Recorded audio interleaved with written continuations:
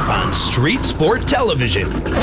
Why this iconic Chevy is an award winner. Well, the 57 Chev is the classic of all classics. How one man is making a personal statement with his wheels. Some people say clothes make a man. I think rims make a man. Why this wrought iron Volkswagen makes people laugh. How's the heat work? Like, that's a Volkswagen joke because it never had any heat anyways. How this fire truck saved an entire city. Had we not rescued it, it might not be around today. From the producers of the Classic Car Auction of Toronto, CCP Auctions, this is Street Sport Television with Rick Walker.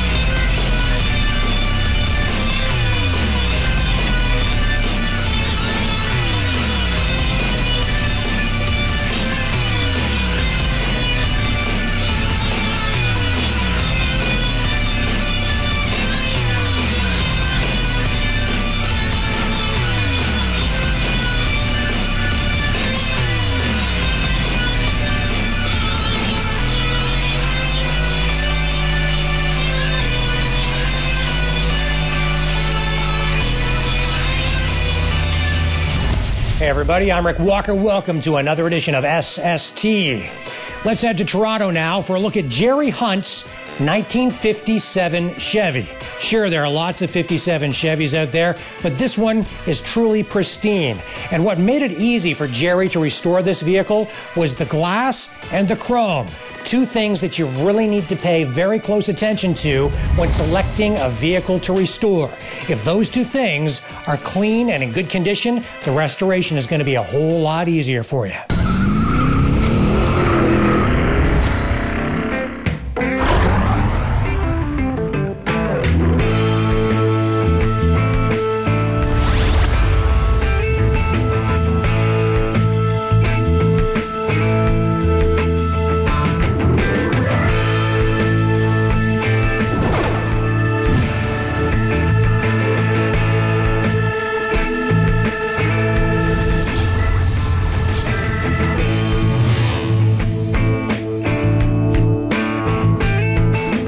Jerry, you have a beautiful 57 Chevy here. When did you start working on it? And tell me about the process. Well, we started about 5 years ago. We went to Arizona and picked up a body, and this is what it turned out. 5 years of labor.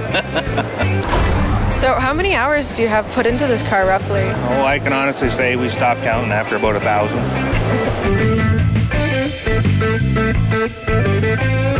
How come you chose the 57 Chevy, and what did you do to it? Is it all original, or?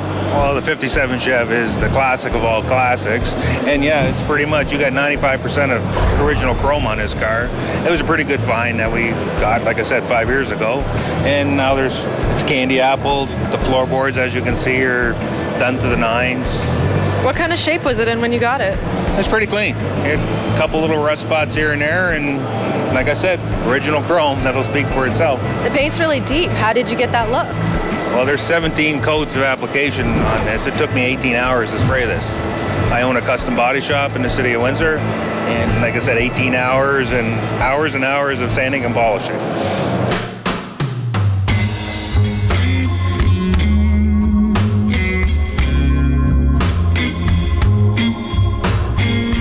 Some people thought that the 57 Chevy was just too heavy with the chrome, too flashy. What would you think? The 57, like I said, it does have a lot of chrome, but the rear wings on the car, that's pretty nostalgic, and that's what people remember by this car. Compared to the 55, yeah, the 55 was more subtle, more robust, but the 57, again, more chrome, the rear wings, more elegant, I think.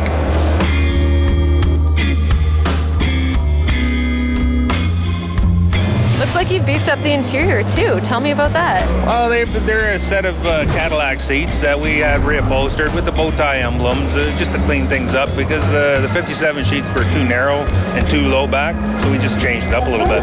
What have you done to the drivetrain? Well, we bought a crate motor. It's called a ZZ4 350 with a 350 turbo transmission, and it has the original 12-bolt Chevy rear end, and that's pretty much it.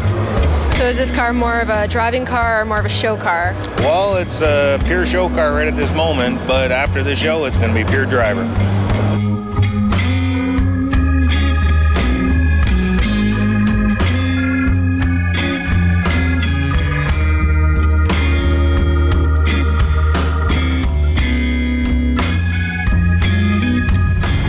Some people like 55s, some people like 56s. I personally prefer the 57s of all the tri-Chevys.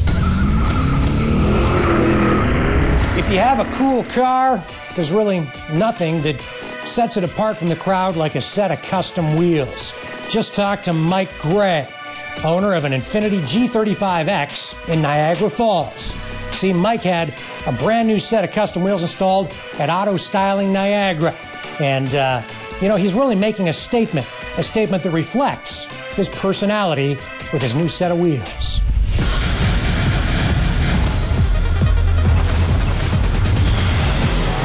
Hi, my name's Mike Gray. I got a 2006 Infiniti G35X, and this is my ride.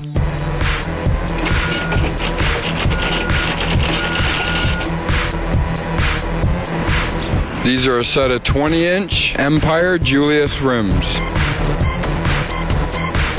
The reason why I went with these rims is they got the black lines, the chrome, they match the door handles and the trim on the car. I thought they looked sharp. It was about the best package I could find for the car, and it was a great price.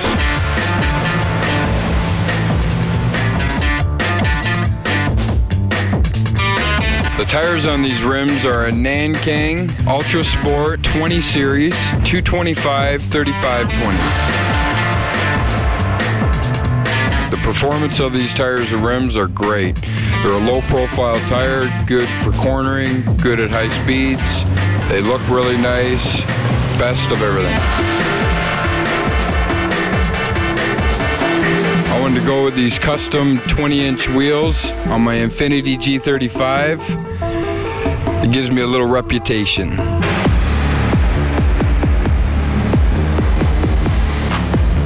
I came all the way down to Niagara Falls here at Auto Styling to see Dayon, which is the owner of Auto Styling. It was the best price I could find. I've been to a few tire shops. He spent the time to find what I really was looking for and set me up with the best package.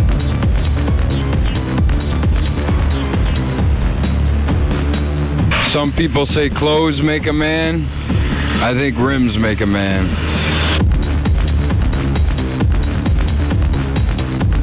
See, I'm not sure whether it's the wheels or the clothes that make the man. That's why I got a cool set of wheels and some nice threads.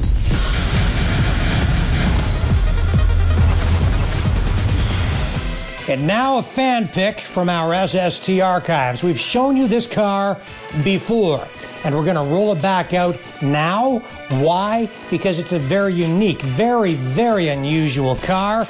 It's a Volkswagen Bug with a body made entirely of wrought iron. You can see through this thing, you can put your hands right through the body, and it's street legal.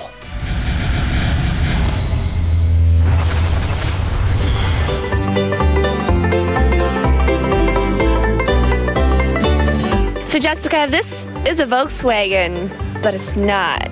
Would you like to explain? It is a Volkswagen. It's a Volkswagen at heart. We started out with a 68 body, and so we call it a 68. Everything in this car is Volkswagen. From the motor to the gas tank, everything else is Volkswagen. Even the seats? Nope. Yeah. No, the seats say John Deere on them. But they're comfier than the cushions we had originally.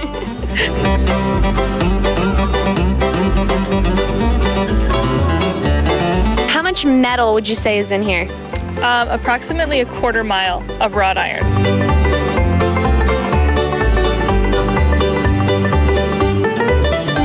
What special techniques did you guys use to create the body? A really good eye, some rulers and some string, and the bending machine to bend all the wrought iron into the pieces.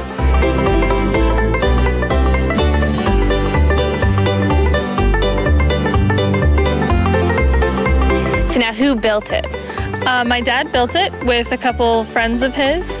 He owns a mechanic shop, so they did a lot of it there. So now, did you use an old car as a template? We did. We had one originally. We measured out some of the body panels, and that helped us so that we didn't do the whole thing by eye. But eventually, all the fill-in pieces we did by hand.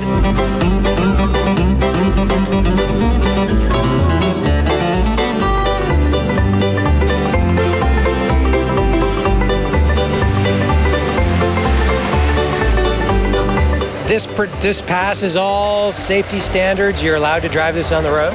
It's very close. It's very close. We've been pulled over a number of times, answered all the questions, have all the paperwork, and I've left every time.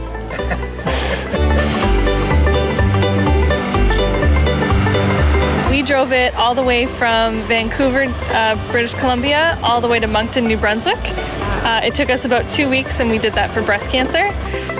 It is not rain-worthy, though.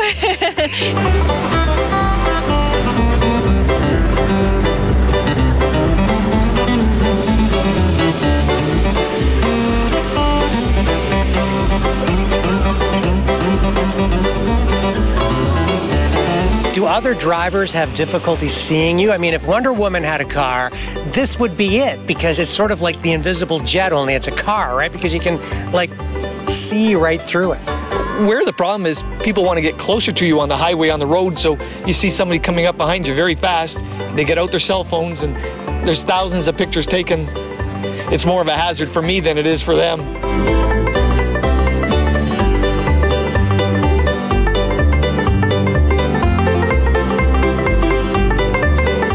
You know, that's a pretty cool car, but remind me not to let that guy do any body work on my cars. Don't go away, there's more SST and me right around the corner. Hi, it's Mindy Lacton. You're watching SST. Don't go away. We'll be right back with Rick Walker.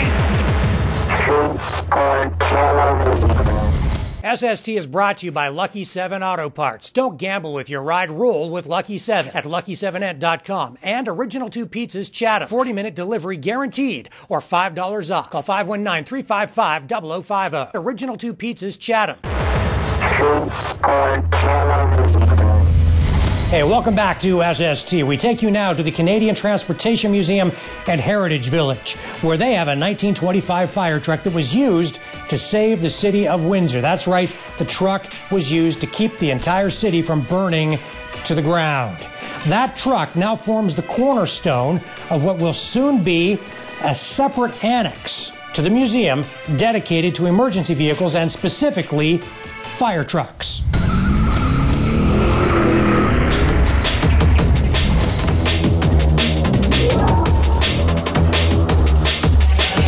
Harry, you want to build an old firehouse. What's it going to look like? All right, it's going to look like a turn of the century. And just to bring up the date on that, like we're expecting the old tower where they hung the hoses, etc., and used to see on TV where the firemen would go down the pole. Well, that's the style. That's exactly what we're trying to build. Where do you get stuff like that? Well, you're going to have to make a lot of it. We've already got, for instance, towards this site, we've got donated 2 transport loads of reclaimed brick that would have been used in that era for the face of this building. Why do you want to build it?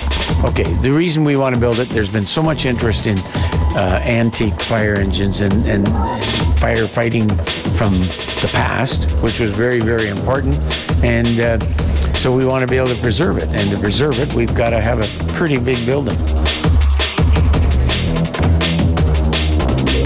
And you're doing it to preserve fire engines like this one behind us. Can you tell me a little bit about this one? Yes, I can tell you a little bit about this one. This one's got a very interesting story. It's a 1925 Godfreyson, and it was owned by the city of Windsor. It was one of their first fire engines, and it's a big pumper. In 1928, the city of Chatham phoned Windsor, said we're in trouble, the Grand Hotel's on fire, we're afraid we're going to lose the city if we can't get this under control. So the guys jumped on this unit, and as you can see, it's an open air truck, and they went flying down the old number 2 highway.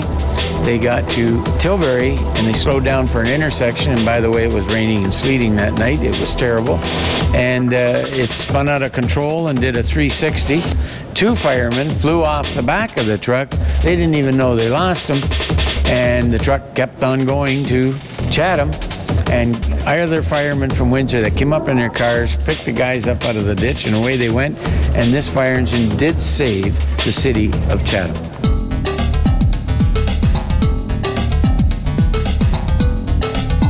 Harry, Okay, what kind of motor does it have? Oh, it has a LaFrance built their own motor, and it's a 6-cylinder motor, and quite a powerful machine. And the 6 cylinders have 4 plugs each cylinder. So there's 24 spark plugs in this motor. So now if someone wants to help out or donate, how can they get a hold of you? All right, they can get a hold of me here at the Heritage Village and just ask for the chairman, and we'll direct them. We've got a committee that's already working on this and have started some fundraising towards it.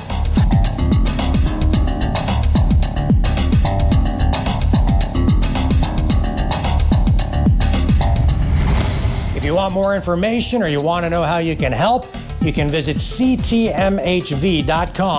That's the website for the Canadian Transportation Museum and Heritage Village.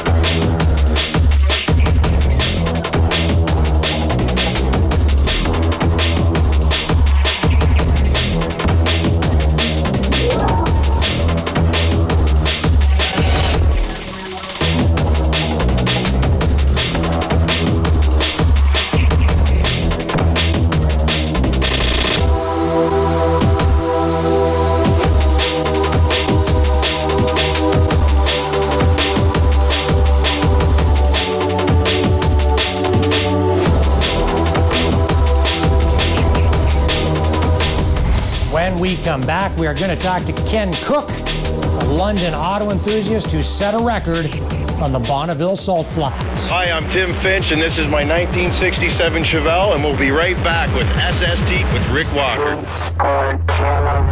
SST is brought to you by Lucky 7 Auto Parts. Don't gamble with your ride. Roll with Lucky 7 at lucky7ent.com. And Original 2 Pizzas Chatham. 40-minute delivery guaranteed or $5 off. Call 519-355-0050. Original 2 Pizzas Chatham.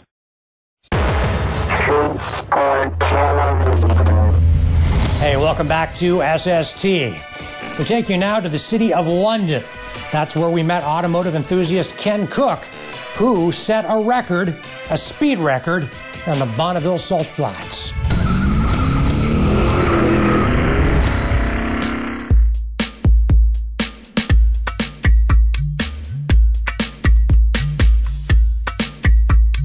Ken, you've been to the Bonneville Salt Flats, and when there, you set a land speed record.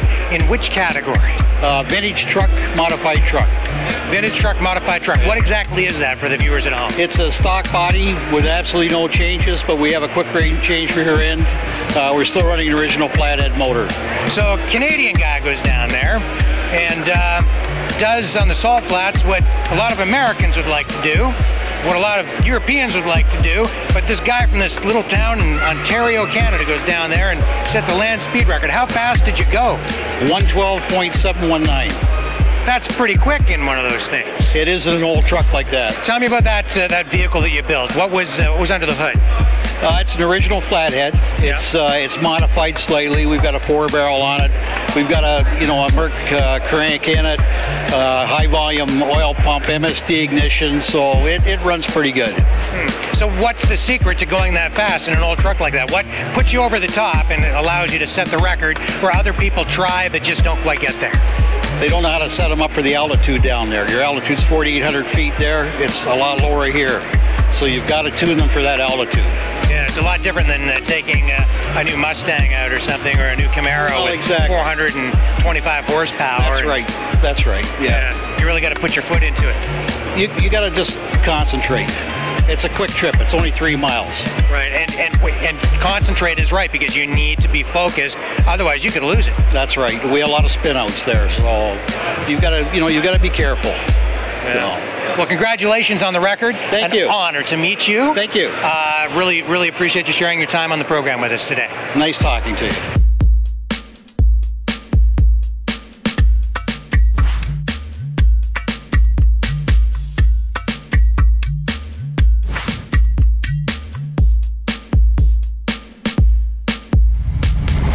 Well, friends, that's all we have time for today. We are out of here.